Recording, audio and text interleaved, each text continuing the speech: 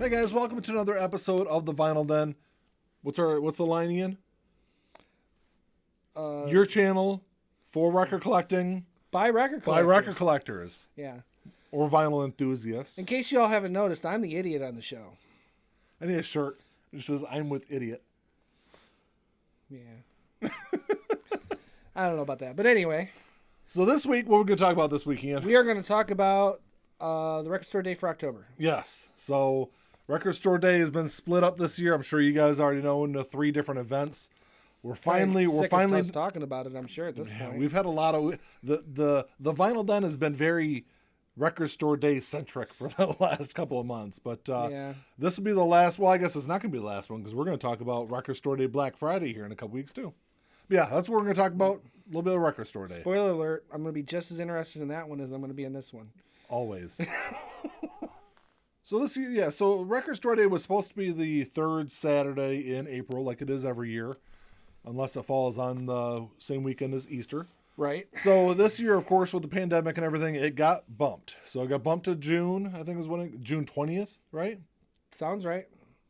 And then, of course, everything was still going on, so it got broken up into August, September, and October because there's a lot of shipping delays and things like that. Because I don't know if you guys know this a lot, but a lot of vinyl comes from overseas.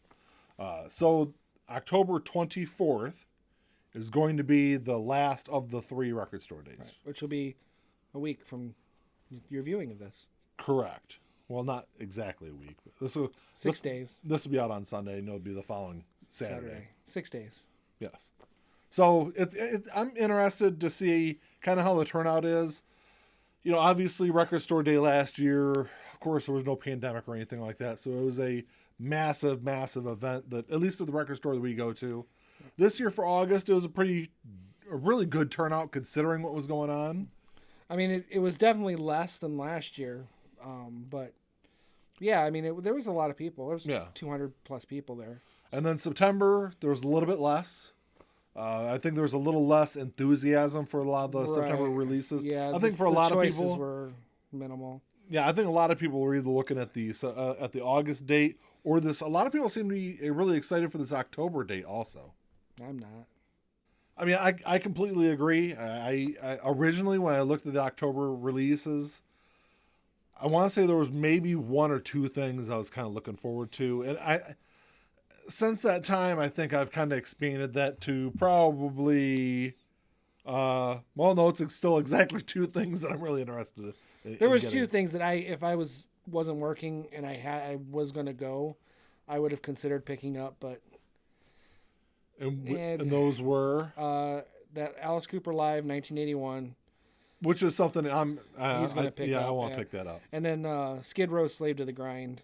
You know, their second, I think they only made 2 albums in the original lineup. And that was their second one. And I remember liking it. I had it on cassette back in the day. Yeah. But I don't know if I like Skid Row enough now. I think I kind of grew that. That's one of those albums. Slave to the Grind is one of those albums that I'm not sure. I mean, granted, it's been a long time since I've listened to it. Monkey Wrench, I think that was the name of the song. Monkey Wrench was like their huge hit off that album. Okay. But I don't think it had the same drive as their self-titled debut. Yeah. I agree with that. So, but I mean, I do want to get the first album. So it was kind of like pick it up and have be completist. But I don't know. I don't know if I'll ever really listen to it more than once. Yeah. And I think that's, I think part of you not being all that interested in it, I wonder how much of that is the fact that you can't be at Record Store Day. I could. It would not be a very fun day because you get off at 7 o'clock. So you wouldn't even be there till 8 o'clock, and then you got to work that night. So right. Yeah, I think I'm going at 7 again that night. So it would be a tough turnaround, but if there was something really special, because all the stores are limiting 1 copy to a customer. Yeah. So I wouldn't be able to rely on you to pick up a copy of anything for me. Unless I go drag one of my children up. Right. And I'd feel really bad about that. You probably wouldn't, but I would feel really bad about it. I'd feel really bad about it. So, I mean, if there was something really exciting coming out for it, I'd be there, no problem. But it's just one there's of those, just not. Yeah, I wasn't. Yeah, I'm kind of in the same boat. I wasn't like super excited. Now, granted, there is For Black Friday, which we'll talk about in a couple of weeks, there's actually quite a few things I'm really interested in grabbing. But I'm actually two titles less excited about Black Friday one. So I got a list here of a couple of titles that, like I said, that I found kind of interesting. Some other stuff that I've seen people talking about online. And of course, I'm old, so I can't remember it off the top of my head. So I have my little list here. The first one is the Almond Brothers. It's a first release. There's only 1,000 of them, so it's kind of a limited. But you said it's a first release, so that means they'll be re-released later. See, and that's the thing with the first releases. It might get released again later. Probably depends on sales. There are some things that I've seen listed as first releases that never got another release afterwards. Oh. So, An Evening with the Almond Brothers Band. It's a double LP, like it says, limited to 1,000. Not a huge Almond Brothers fan. They have some good music. Not sure what's going to be on this one. They had They had some good songs. Another one is Johnny Cash, Classic Cash. It's the Hall of Fame series. It's early mixes. It's a double LP from 1987. This is also another first release. It's limited to 5,000, so it's not super limited. Should be able to grab one if you're a Johnny Cash fan. Once again, I'm not sure. It's one of those things that's like, I mean, I like some of his music. Of course, it's Johnny Cash. He's got some great music, obviously. But I'm probably more likely to grab some of his other albums instead of this one. The Alice Cooper, which we already talked about, that's going to be an exclusive release. Right. So you're only be able to get this on Record Store Day. It's limited to 7,000, so once again, it's not super limited. Right. I guess I should point out, my only concern with it, because I'm a huge Alice Cooper fan, Alice Cooper is not meant to be listened to live. He's meant to be seen live. That being said, they've released the $1 Billion Babies live from last year. That was the fantastic. Alice Cooper band. That was when it was more about the music a little bit. Yeah. Whereas come 1975, it went more theatrical. Later, yeah. So it's more about seeing Alice in video see. or. I'm going to try to pick it up and we'll see how it sounds. Yeah, I mean I'll give it a listen. Yeah. The next one is Miles Davis, which Miles Davis. He's great. He's a great jazz musician. It's got a double image, Rare Miles from the Complete Bitches Brew session. I'll stumble over my words there. And that's a double LP, and it's an exclusive release, 6,000. This might sound sacrilegious, but Bitches Brew is a good album. I'm not a huge fan of it. I don't get all the hype that the album gets, so I'm not sure.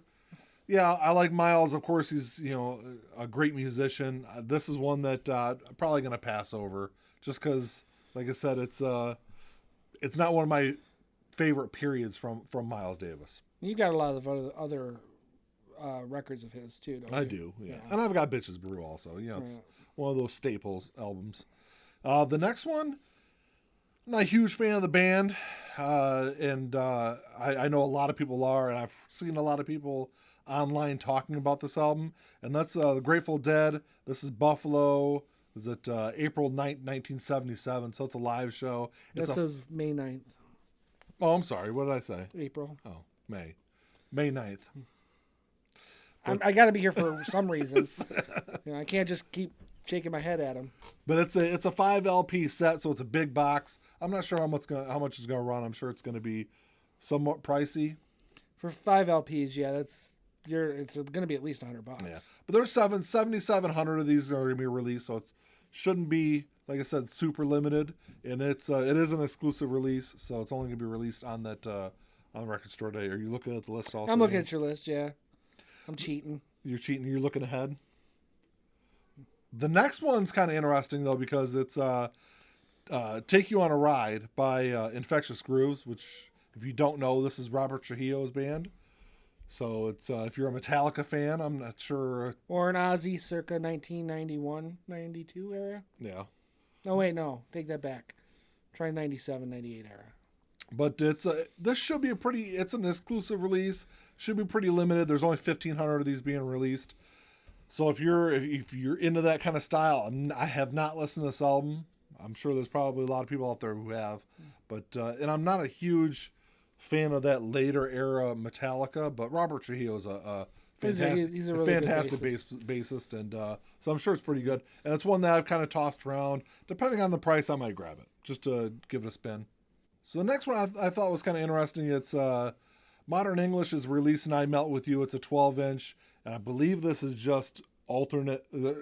It's the original version of the song, and I believe there's also some alternate versions on there. It's an exclusive release, limited to 1,700. I'm sure that I should be able to probably pick it up. I can probably go the next day or the next week and grab. But it's one that I'm interested. I'll probably grab, depending on the price. I would, but I don't like the song. They're definitely one of those one-hit wonders, and if they, I mean, that's I think that's the only song. And that being said, I would say that, and this is not from experience, but experience with other one-hit wonders. A lot of times, their one hit, it may be their big hit, but their other songs are actually better. Yeah, I'm not sure if that's the case. I don't know if that's true either, but that's not a good song. I enjoy it, but that's why it's my opinion, I guess. Well, I mean, yeah. You be the judge. You out there in YouTube land? Yes. That was not intended to... It wasn't scripted, I swear. We're not scripted. Are you kidding? No, nothing at all. You can't even talk half the time. What are you talking about? I don't know. I can barely talk half the time. So the next one is one that I'm hearing probably the most hype about online. And I was really kind of surprised because I didn't realize this album was so well liked. And that is Sign of the Times by Prince. It's but it's on a picture disc. That's the only thing that kind of... Yeah, I don't do picture discs. And we've talked about that recently on, I think, on our colored versus black vinyl show. And we've brought it up several other times, I think, in other... Sign of the Times is one of those albums that if you were go out, and I didn't realize this till recently, is if you go out there and ask a bunch of Prince fans, a lot of them say Sign of the Times is their favorite album. I'm not familiar with that album necessarily. If you look through the track listing, you would be. I intend to get the vast majority of Prince's catalog at some point or another. Yeah. Because every time I've listened to an album on Spotify or whatever, I like almost everything I'm hearing. Yeah. You know, even if it's not like blowing my mind, it's still like, wow, that's a really good song. Yeah. He's got some fantastic music. Yeah. And even like his early stuff, like when it was more like Pre-Purple Rain. Oh yeah, I'm talking like was it For You is his first album? Okay. It's a great album if you haven't heard it before. And it's a little bit more funk. It's funk kind of R&B kind of style, right. and you know, I love it. It's probably my favorite Prince album actually. Yeah. Like I said, Prince is one that I want to get the vast majority of his catalog at some point or another, but I just don't do picture discs. Yeah. I'm really kind of hit and miss on them. I understand that there's a market for it. There is, but I understand that a lot of people there's sound issues and things like that. They've had and it's not even that for me. It's just that, you know, I like having the original artwork, or at least even if it's a reissue, at least some form of artwork, you know, in a traditional sleeve. I like to have that, and if I'm going to do a picture disc, it's going to be specific albums, and it's going to be pretty much for decoration. Yeah, and that's kind of what a lot of mine are too. And I probably don't have a whole lot. I might have 6 or 8 of them, and I do have a couple that I've played and sound absolutely fantastic, but I also have a couple others. It's almost like kind of a strange. It's not like a really noticeable background noise, but there's some kind of distortion. I don't know if it's, and it's only on a couple of them that I've played. It's really interesting, but there's definitely some kind of sound issue that I've heard on picture disc, on ones that I actually own. I don't think I've ever actually listened to a picture disc. No, personally. So I just go by other people saying that, you know, could be sound issues. Like I said, ultimately for me, I want the original album artwork. Well, a lot of times it is the original. It's the original artwork on the disc. I want disc. You know, the sleeve. Yeah, I get it. And then last is that Skid Row. It's an exclusive release. I think it's limited to 2,500. So it might not be that easy actually to come by, but I don't know. It's one that I've kind of tossed up in the air. I've gone back and forth. I guess the day before when I can sit down and actually go over pricing, see how much some of these are. I know there's definitely those 2 albums that I want to grab, that Modern English and that Alice Cooper. Definitely want to grab those. I'm kind of up in the air on another 2 or 3 of them though, so I don't know.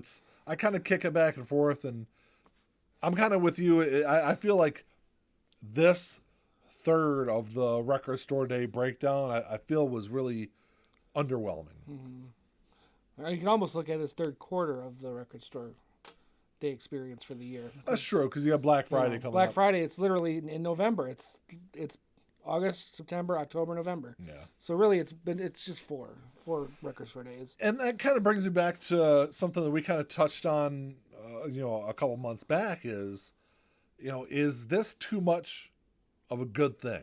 Record store day is something that, at least I know I look forward to every year. Right. Is having these four dates in 4 months, is it too much? Yes, but understandable given the circumstances this year. If they do it again next year, then I think they're milking it, personally. Yeah. Because I think by next year, we'll be in a situation where if we can have any record store day, we might as well have one record store day. Yeah. So.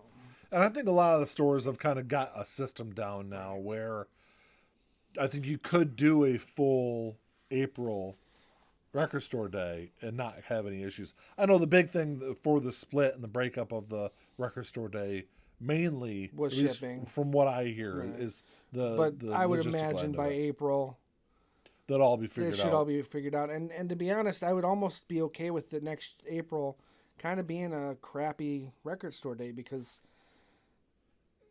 everything's been so backed up anyway that I would imagine if everything had gone as planned in April and then they'd plan their November Black Friday one, but they'd still have time to plan for April of next year in between, whereas they're really not getting that time frame. So I almost think they should still have one, but don't put too much emphasis on it. Get out some exclusives that you can, but focus on maybe on 2022 as like the big year for big releases. That's kind of the other thing I was thinking of is, would it make more sense to push Record Store Day next year back to, say, May or June? To give it a little bit more time. I think if they're going to do that, then they should probably just make it May or June every year. Yeah. Which I don't think there's a problem with, especially if, people are going to be camping out. May or June is as far as weather goes. This guy be camping out. Yeah, I mean, I would too. If it was one day, I would too, because I did it the one day this year. Yeah. So it would make more sense to do it when the weather's a little nicer. Yeah, that makes sense, though. Yeah. Well, that's all we got for this week, guys. Thanks for checking the show out. Drop us a comment down below and let us know what you're looking forward to picking up this October record store day. I like I said, I know there's a lot of people out there, maybe not a whole lot of them, but I definitely have seen people in different vinyl groups talking about how they think this is the best of the 3 dates. So drop us a comment down below and let us know what you think. Yeah. Right, Ian? I mean, if you disagree, you're disagreeing with me, and that's just wrong. That's wrong. No, but yeah, I get it. Thanks for checking the show out. Like I said, thanks for checking out the Thursday episodes too. And Ian finally got to release one a couple of weeks back. So yeah, might even have another one coming up soon. Oh yeah, there you go. I got some plans. You got some ideas working around in your head? Oh, I've always got ideas. I'm just lazy and unambitious. So the ideas just sit there floating around. Just sit there. But anyway, if you like the episode, give us the old thumbs up. Hit the subscribe button down below. And the notification button too, so it'll tell you when we're... The little bell. I thought you were going to do your little ding ding sound. Ding ding. There you go. But that's all I got. Until next time. Talk to y'all later. Keep on spinning. Peace.